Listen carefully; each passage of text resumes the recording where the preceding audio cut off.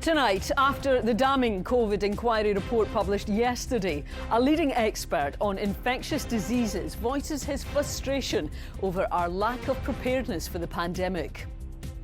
Scotland is barely any safer now in 2025 than it was in 2020. Also tonight, almost £1 million has been reallocated to help relieve pressure on A&E departments as we head into the winter months. As temperatures plummet, the energy price cap rises. It may only be 0.2%, but it could hit some households hard this winter. And in sport, Aberdeen look to get back to winning ways as Hearts visit Pittodrie this weekend, a place where the league leaders haven't won in almost a decade. I'm Andrea Breimer. This is the STV News at 6, live from Aberdeen.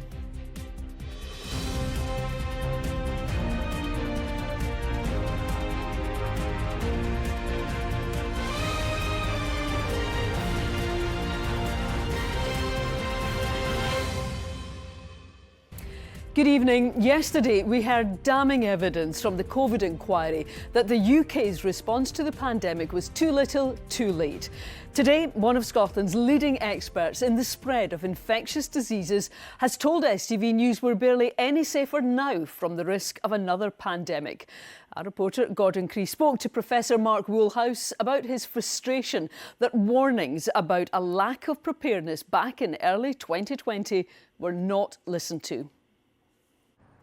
Mark Woolhouse is a professor of infectious disease epidemiology.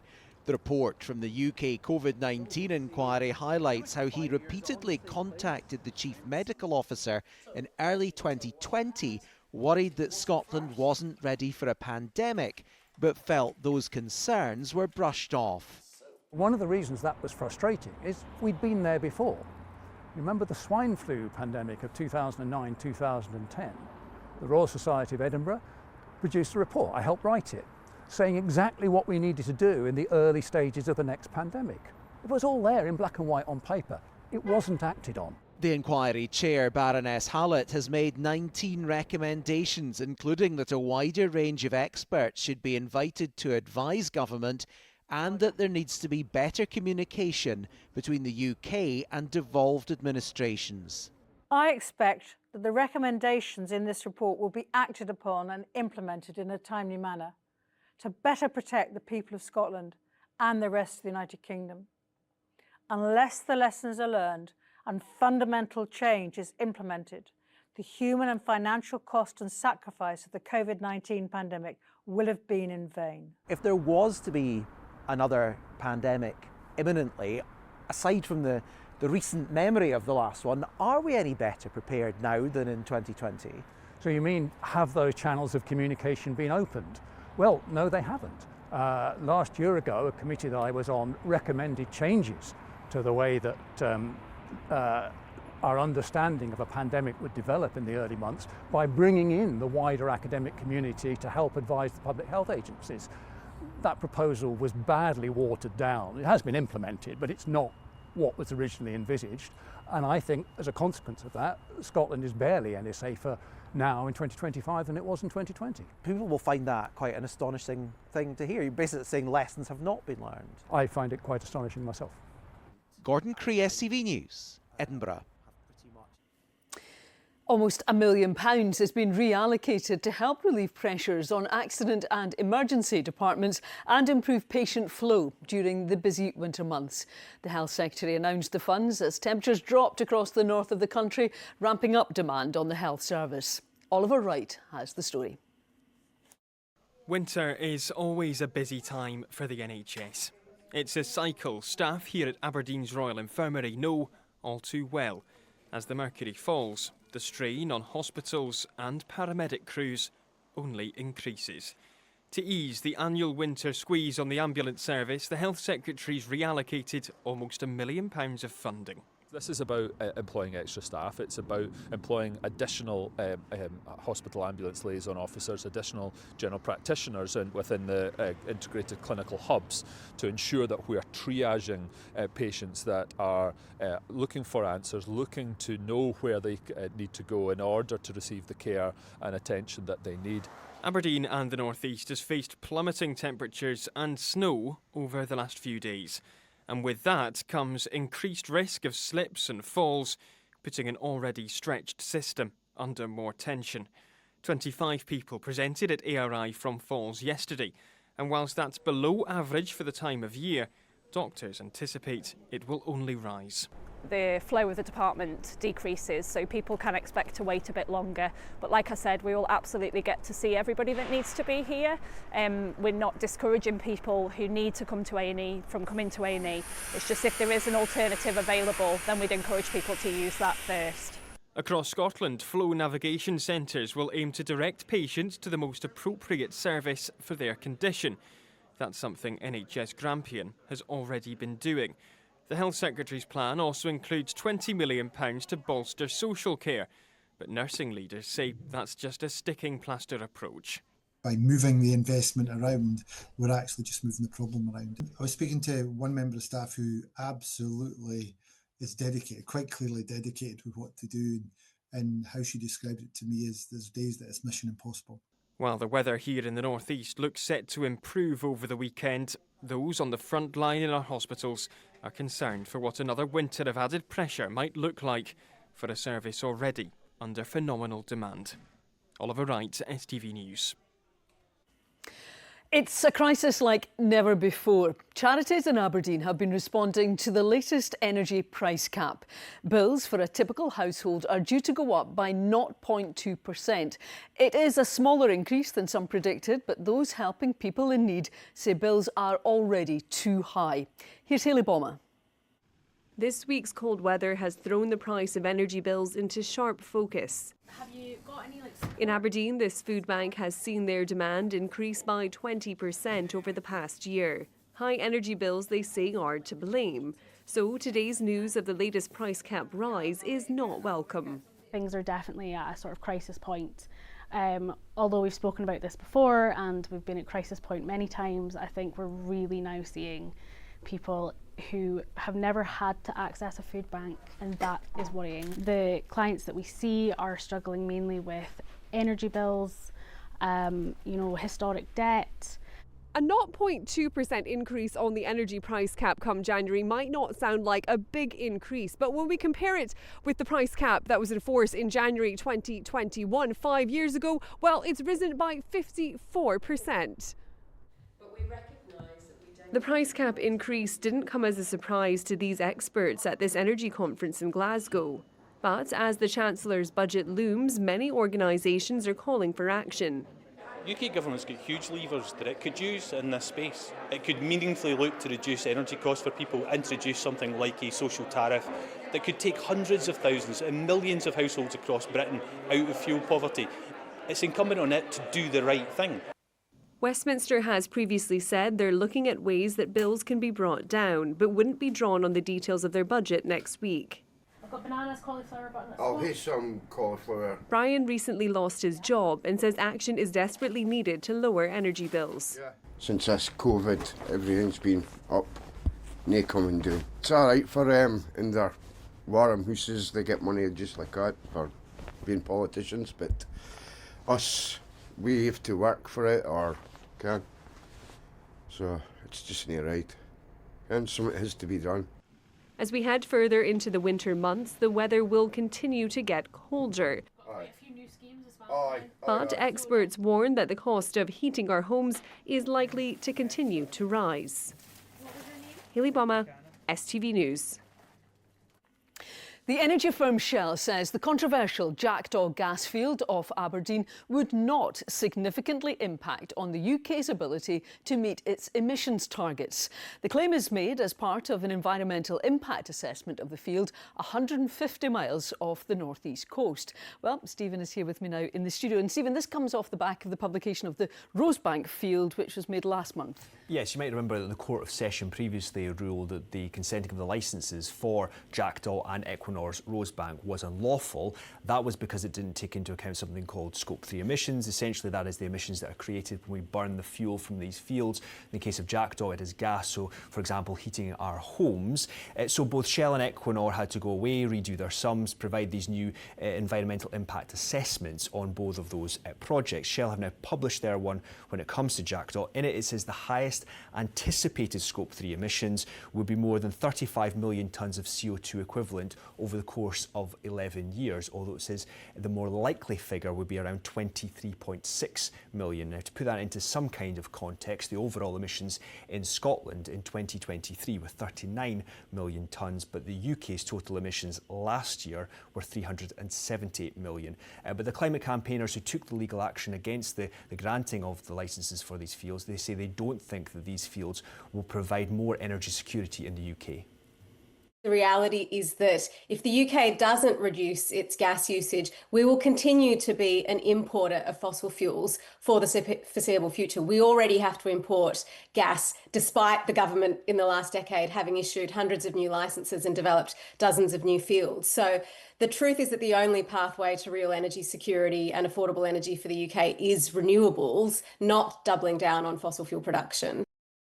So where are we then when it comes to a decision on Jackdaw and Rosebank? Are we any closer? Well, there will be a consultation going on in the coming weeks, and then ultimately it will be for the regulator and for the UK government to decide as to whether or not it gets the go-ahead. Now, Shell say the UK will need gas for decades to come, and they say that Jackdaw will help to heat 1.4 million homes, and say producing gas in the UK is far better in terms of emissions than importing it. One final quick note, we are expecting, and it's been reported it could be in the next few days, for the UK government to publish its results of its consultation on the future of the North Sea, so things like drilling and licences, for example. That might give us a clearer sense of the direction the UK government wants to go in all of this.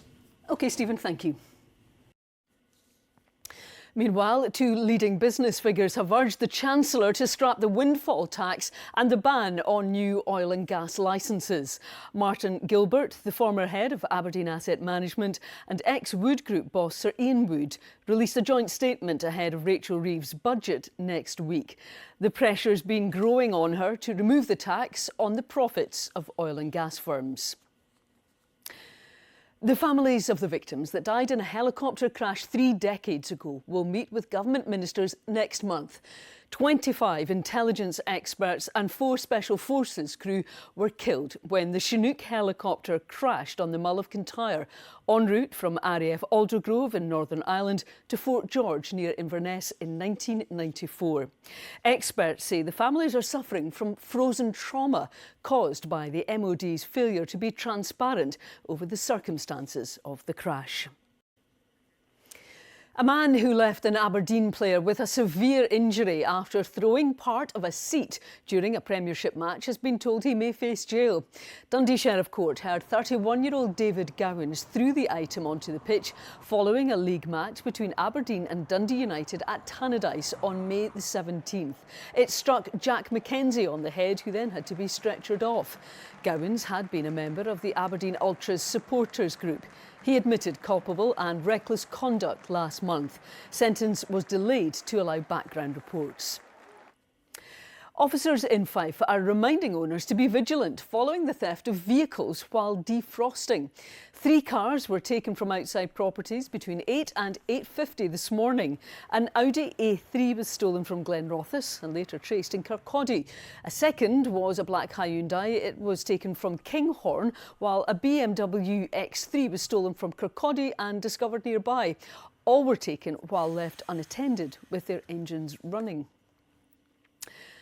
Residents in Dundee are being invited to have their say on what the City Council should be prioritising in its upcoming budget.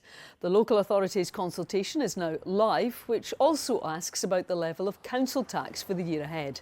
Leaders have warned that tough choices will need to be made about services after an £8.4 million funding deficit was identified. The consultation closes next month. A Perth-based haulage company says it's considering its options after plans to expand a quarry near Dunkeld were rejected by Perth and Kinross Council. Mills contractors wanted to extract more waste slate at Newtile Quarry, arguing there would be environmental benefits. But local residents voiced concerns over the site's proximity to housing, potential health implications and whether the town could cope with an increase in lorries. It was a pretty hastily arranged petition that the local action group took and gained something in the region of over 180 signatures. So yeah, we are very, very confident that the wider community is with us, and indeed there has been rejoicing within the community at this decision. An annual campaign against gender-based violence on women and girls has today been launched by the First Minister. John Swinney was in his Perth constituency speaking to local and national charities at the launch of the 16-day campaign. A key part of the message is the role men need to play in tackling violence against women and girls. Fundamentally, it is human interaction that has got to be undertaken, human conversation, to ensure that men behave properly towards women and girls in our society. That starts by example to our sons. It comes in the way in which men interact with each other. It comes in how we contribute to our society to make sure that we are at all times taking all the action we can take to tackle violence against women and girls. This shouldn't be hidden. We should have open conversations. We should talk about challenges. We should ask about what behaviour is appropriate. We should ask as individuals what we can contribute to this agenda and how we individually and collectively can make things better. More than 1,000 new graduates have taken centre stage in Dundee this week as the university celebrates its winter graduation ceremonies. This morning saw MSP Maggie Chapman officially installed as the university's new rector. She formally took up the position in August, replacing former rector Keith Harris. Interim Principal Professor Nigel Seaton says the celebrations capture everything wonderful about the city and its global community of learners. It's commonly known as broken heart syndrome, and now scientists from Aberdeen University think they've made a significant breakthrough helping patients recover. Takotsubo cardiomyopathy is a condition that affects 9 times as many women as men, and it's often mistaken for a heart attack, and it's exercise that's proved key to recovery. Selena Jackson has been speaking to one of the participants. I got approached whilst I was in coronary care and asked if I'd take part, and absolutely. I mean, evidence-based medicine is on evidence, so if people don't take part in trials, but also from a personal, I'm just nosy, so yeah, it was a no-brainer for me. The trial was led by Dr. David Gamble. This was the first randomised clinical trial in Takotsubo cardiomyopathy anywhere in the world that looked at, can we help people's hearts recover after they've had an acute episode. Interestingly, there's lots of evidence that says that the common medicines that we use in cardiology, ones that help the heart muscle or ones that thin the blood, actually don't have evidence that they help in Takotsubo cardiomyopathy. Patients were split into 3 groups and received either normal coronary care, cognitive behavioural therapy or an exercise programme. Jane was assigned to the exercise arm. The first thing they did was work out how fit you were, so I had to do a treadmill test with the mask on, and they did further scans and things. Then they gave me a programme which was really, really tough. I absolutely worked right to, it was all written out and I had to fill it in and send it back every week, and it was a tough exercise programme, even for somebody who's pretty fit. But the good thing about that was, as somebody who does loads of sport anyway, it said, yes, it's okay for you to exercise. It's better for you to exercise than not and sit at home and worry about things. Dr. Gamble says the results were incredible. The heart's a pump, and how it generates energy, we know that is severely impaired in Takotsubo cardiomyopathy, both when it happens acutely, but also a number of years down the line. So we were particularly interested at looking at, does this energetic capacity of the heart recover. So that was our primary endpoint of the study. Remarkably, both exercise training and cognitive behavioural therapy improved that in a statistically significant manner. And you can watch Selena's full report on the STV YouTube channel. Well, it's time now for sport. Now, Chris, we haven't seen you since, I think it was Hampden. Why is that? Just every 5 seconds, Andrea, I just look back at the reviews and the replays of McTominay, Tierney, So you've been very busy, obviously.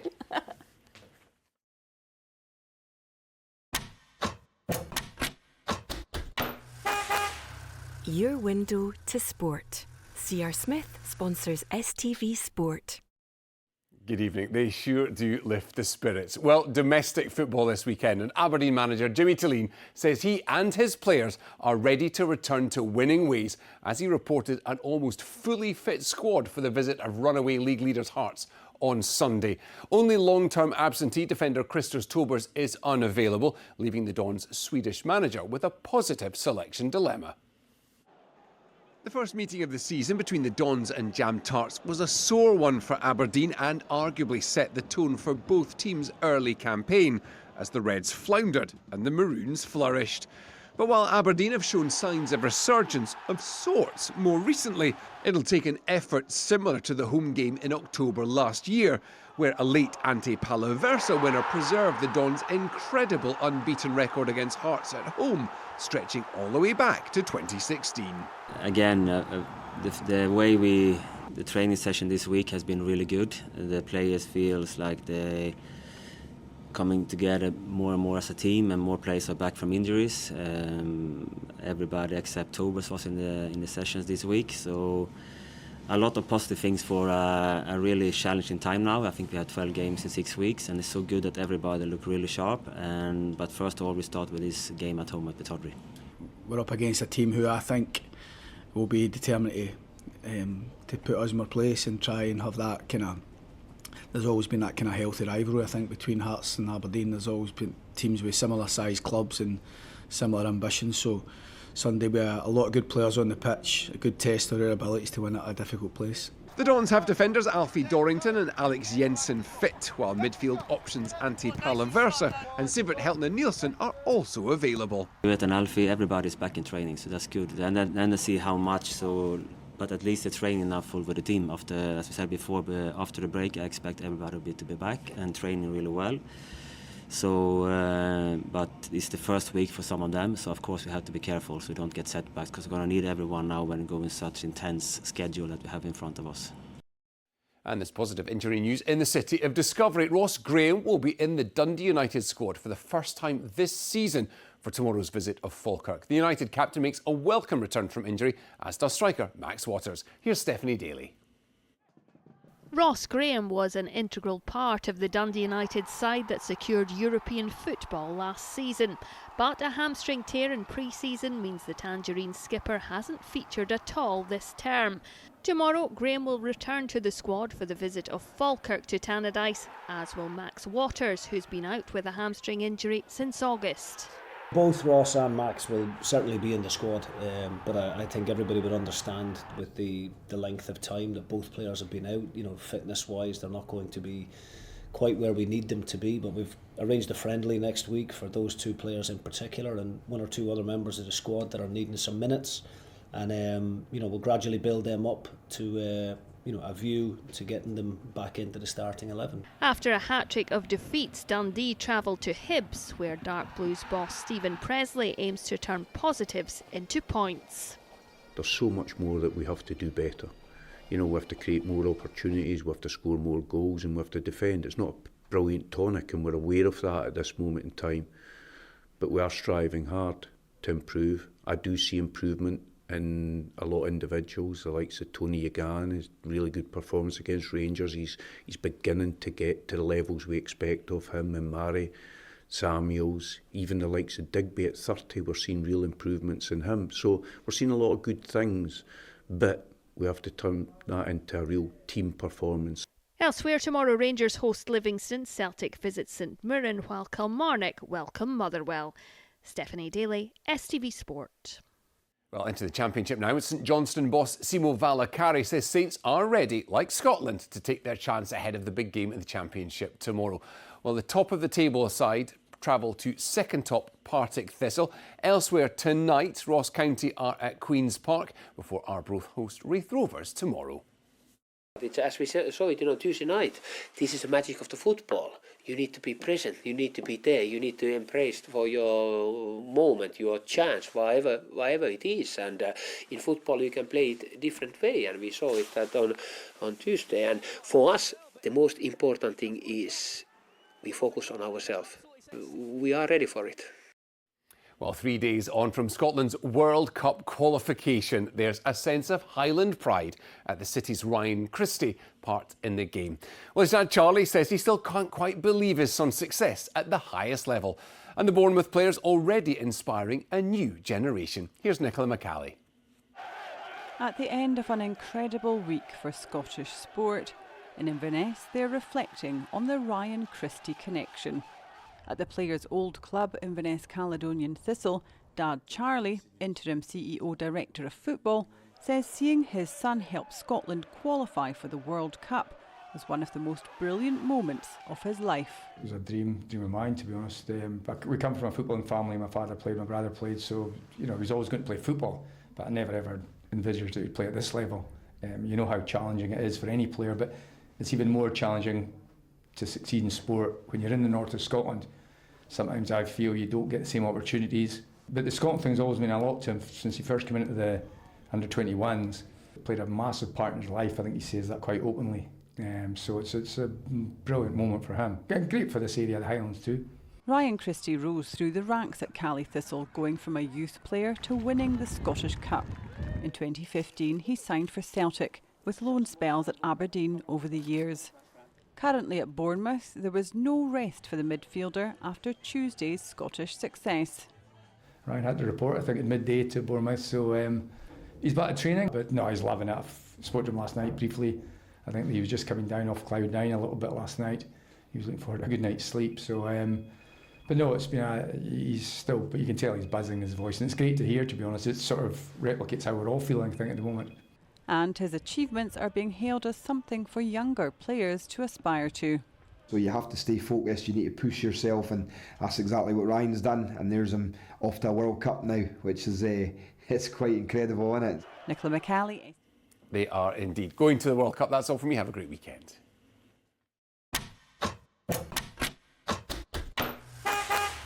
Your window to sport. C.R. Smith sponsors STV Sport. Well, that's us almost into the weekend. Now let's see how the weather is looking. It has been quite a few days, but there's another change on the way. Sure is. I mean, it's been incredibly cold last night and this morning, but that shade of blue is slowly moving away eastwards. We've got rain moving in from the west, green colours coming in as well. So the weather is turning quite a bit milder, and it's going to be a bit more mixed into next week, but many of us will see temperatures returning into double figures, just as we're about to start meteorological winter. But for now, at least, it is milder. That could change in December. More online about that. But for now, let's have a look at the weekend forecast. Wet by the coast, with a high chance of sun and splashing. TUI sponsors STV Weather. Well, that thaw has begun. I'm going to use the words mucky, yucky weather, because that's what happens when you get all that grit on the roads. You've got the rain coming in. You've got a bit of a thaw of the lying snow where we've had it. It gets a little bit messy and mucky out there. That's going to be the case over the next few days. So we've got the milder air coming in. Have a look at these temperatures. Shocker from last night. Temperatures 4 or 5 degrees Celsius during the night tonight, compared to that very blue map I showed you last night with temperatures down to about -8. So much milder tonight, cloudy and quite damp through the night too.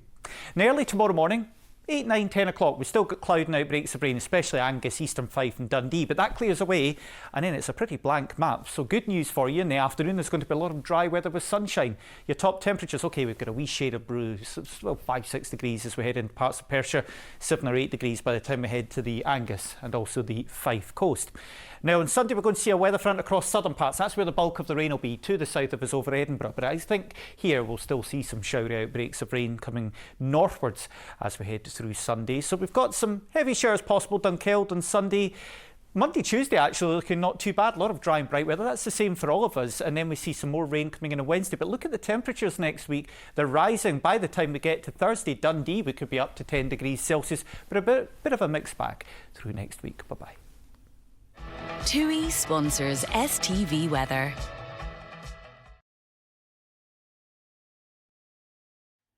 And that's it. Good night. Have a great weekend.